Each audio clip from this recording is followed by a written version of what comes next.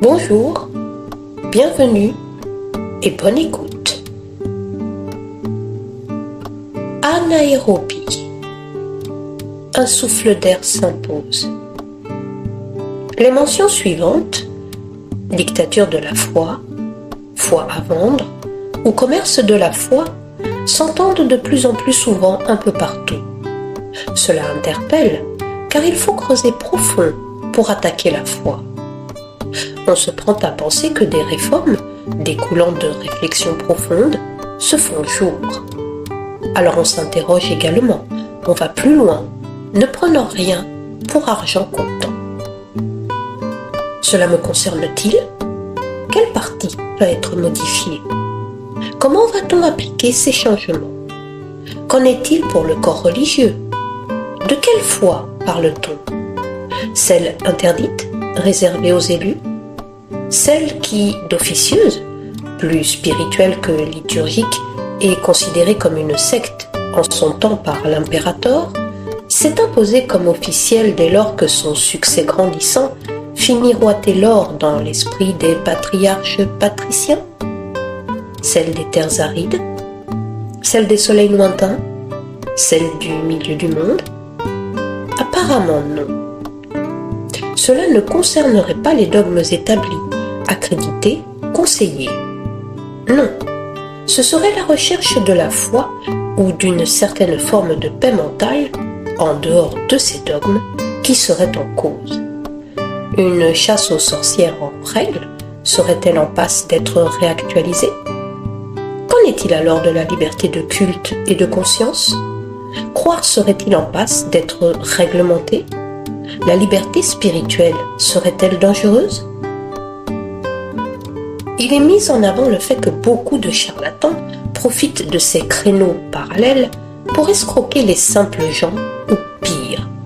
Les retraites spirituelles en forêt, les bols chantants, les plumes et la lune seraient possiblement des arnaques car il est demandé une participation financière et les enseignants spirituels pourraient avoir des comportements inadéquats avec ceux qu'ils prêchent. C'est dit. Bon, je ne veux pas paraître rabat-joie, mais le Vatican possède une banque replète. Et je le rappelle, la fonction de toutes les banques sur Terre est d'amasser et de spéculer sur des valeurs. Toutes les ouailles, de par le monde entier, versent l'obol pour le bon fonctionnement de l'Église. Cela semble être un fait établi et accepté par tous, rien de choquant à cela. Si Jésus avait fait payer chaque intervention miraculeuse de sa part, qu'elle soit médicale ou alchimique, s'il avait créé la première chaîne de transformation alimentaire à bas prix, façon discount, s'il avait mis en place un service de coaching personnalisé par niveau avec ses disciples, s'il avait vendu ses paroles sur peau de chèvre reliée contre des pièces dorées, s'il avait adopté non seulement des vêtements représentatifs de sa différence avec le commun des mortels, tels les dignitaires de chaque peuple à son époque, avec broderie d'or, de bonne facture, ostentatoire même, afin de bien souligner l'écart de statut entre lui et nous, et s'il avait adapté son train de vie avec sa nouvelle fonction, en quoi cela choquerait-il ? N'est-ce pas ce qui se fait dans le monde de la chrétienté ? Je ne pense pas que les autres religions soient en reste, à quelques différences près. Soieries, brocarts, velours, feuilles d'or, chefs-d'œuvre, palais, hélicoptères, voitures et gardes suisses ont été rajoutés à la liste et personne ne crie au scandale. Tout ceci est considéré comme normal et naturel. Si l'on regarde bien, l'argent est présent à chaque pas du croyant, à chaque étape du pénitent. Chaque action se paye, du baptême à l'oraison funèbre, en n'oubliant pas la bougie de prière. Nombre de retraites spirituelles sont désormais payantes dans les monastères et autres lieux de la vie monastique. Mais en contrepartie, on a le choix entre chambre simple ou double, avec plus ou moins de confort et repas presque gastronomiques. J'avoue que la cuisine des monastères est une pure merveille de tradition culinaire. le septième ciel n'est pas loin. Les emplois religieux sont payés, comme tous les autres métiers. Tout le monde a droit à sa couverture sociale et à son assurance, non? Par rapport aux comportements inavouables, en inadéquation avec la teneur du message transmis, je ne rentrerai pas plus avant dans le sujet. Cela ayant déjà été fait à maintes reprises, en rajouter deviendrait glauque. Je suppose que toutes les religions officielles sont bâties plus ou moins sur le même modèle et rencontrent les mêmes difficultés. Cela reste logique. Ce ne sont que des humains à qui l'on a donné la fonction de ministre de la foi. Un ministre n'étant qu'un homme décisionnaire et raisonnant, et la foi n'ayant pas pour mission de nous transformer en anges. Il reste toujours un homme. Le nauséabond, donc, l'immonde et l'abject méritent une justice implacable. Si les lois humaines s'accommodent, et accommodent les cooptés en robe coupables de tels méfaits, que l'on ne s'inquiète pas. Il y a toujours un retour naturel dans ce monde ou ailleurs, aujourd'hui ou demain, émanant des lois universelles. Celui qui croit ne jamais rien devoir se trompe, ou on le trompe. On doit comprendre ce que l'on fait de mal, et pour cela, rien de mieux que de l'expérimenter. Cela peut sembler cru, mais c'est une part de vérité dans ce que nous vivons. Je dis bien une part, car je sais qu'il fut un temps où l'apprentissage des lois universelles et notre évolution se faisait dans la paix et le bonheur. Il n'est point besoin de souffrir pour apprendre. L'on sait de façon intrinsèque, au plus profond de soi, ce qui est bon ou mauvais. On le ressent dans ses tripes, mais la plupart des gens jettent un voile dessus et détournent le regard. Chacun est libre de ses choix.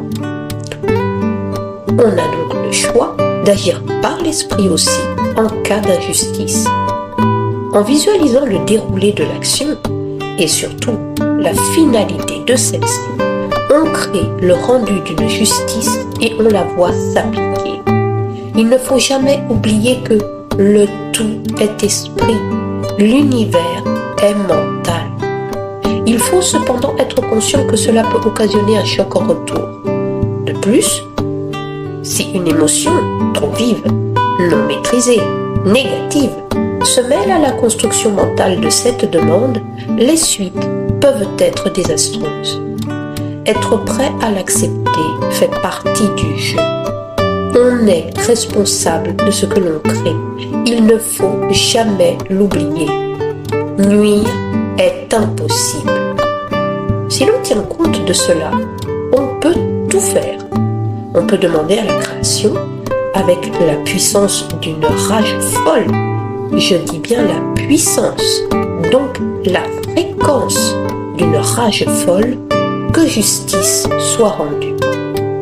Les lois universelles se mettent alors en action selon la force que vous avez utilisée.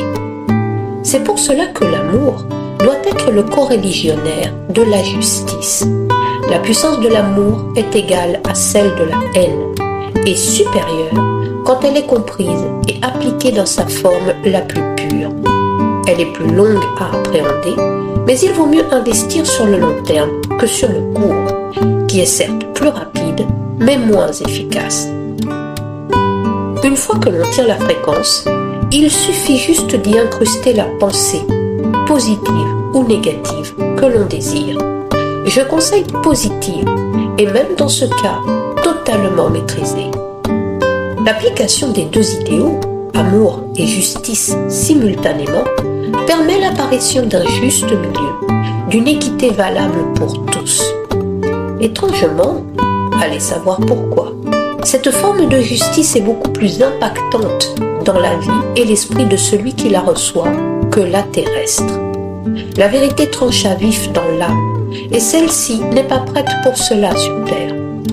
Sinon, de quel droit et sous l'égide de quelle autorité peut-on interdire ce que l'on ne s'interdit pas? Léon X, au 7e siècle, pape issu de la lignée des Médicis, avait pourtant mis les choses au clair en déclarant Puisque Dieu nous a donné la papauté, profitons-en. Ou encore, il nous a bien servi, ce mythe du Christ. Je ne peux qu'opposer aux détracteurs de ces mots qu'il n'y a pas de fumée sans feu, et ce qui est valable pour les petits l'est aussi pour les grands. Sa vie fut exemplaire à ce titre. Il nous est dit que sa politique était teintée de cynisme, d'immoralité et de corruption, qu'il était gaspilleur, lubrique et hédoniste. La chair est faible, n'est-ce pas? Eh bien cela l'est pour tout le monde. Si certains sont absous, les autres doivent l'être aussi. Ce passé continuel démontre une chose. Tout le monde est en droit de rechercher librement une autre approche de la foi et tout le monde est libre de proposer sa vision de celle-ci. À moins de ne considérer le peuple que comme totalement décérébré et incapable de raisonner, donc de prendre des décisions réfléchies par lui-même et pour lui-même, la liberté de choisir ou de prôner ne peut être remise en cause. Nous avons la possibilité de créer l'illusion que nous désirons. Certains conçoivent le beau et l'amour universel pour tous, et d'autres conçoivent la laideur et la haine envers toutes les créatures du Créateur. Tout se fait par magie. J'aime ce terme. Et les ordres sèment le désordre dans l'ordre céleste. À l'instar des plus connus et pratiqués par la masse, les diverses obédiences plus discrètes appliquent les mêmes stratégies. Il faut être coopté, payé ou représenter un intérêt pour y accéder. Mais pour tous, ne pas oublier de verser sa cotisation. Dieu Saint Amour s'en retourne dans sa tombe. En ces temps de transition, ce mode de fonctionnement bloque les possibilités nouvelles. Étant archaïques, celles et ceux qui cherchent sont forcés d'errer dans l'enfer créé en ne glanant que des miettes, des erreurs, des textes indéchiffrables et le tout sans vision globale. Le retour de bâton n'en sera que plus vigoureux, sachez-le. Alors pour rendre clair l'obscur, annonçons ceci. Maat, règle immuable où le fil à plomb ne peut que former l'angle, s'accomplit. À l'heure de la récolte, sur l'échiquier géométrique universel, tout est à point. Que souffle le vent de la colère, ou bien celui de l'idolâtrie individuelle, le raisin produit toujours le vin, et la raison, la déraison. Jouons. De dame de cœur à roi de pique, qui matera l'autre? Ainsi, de la désinvolture naît l'obligation. Vivons ce qui nous reste de temps imparti dans cette manche. Pas de carte dans celle-ci, en toute transparence, car tout est révélé à la clarté du jour nouveau. D'un ordre illusoire en sort la travée du socle. Sachons, manier le marteau afin d'aplanir l'angle. De 90 à 180 et 360, l'équerre définit la fin. L'éternel recommencement frappe à la porte. Il est temps, celui non disparu, juste soustrait, mais dont l'ajout multiplie la force. Armée créative du Créateur, de l'akasha à la matière, rondelle abécédaire numérotée do ré mi, tout en couleur, crayon. Joute de la pensée du prince envers son roi. L'adoubement est donné. Qui en est l'héritier? D'un monde libéré, où le soleil lui et l'onde primaire se meut, il en restera suffisamment pour réensemencer. D'ici et d'ailleurs, galactique poussière, la vie émergera. Condoléances aux disparus. La souffrance, même spirituelle, a son contraire. Dans le juste milieu, chacun reçoit son dû. Tel un grimoire antique, guidant les pas loin du gouffre, les choix sont multiples, à qui sait lire la vie. La création est joueuse, et je ne pensais pas à ce point. C'est pour cela qu'il n'y a de foi qu'en soi, ici et maintenant. Qu'il en soit donc ainsi, éternellement. À bientôt.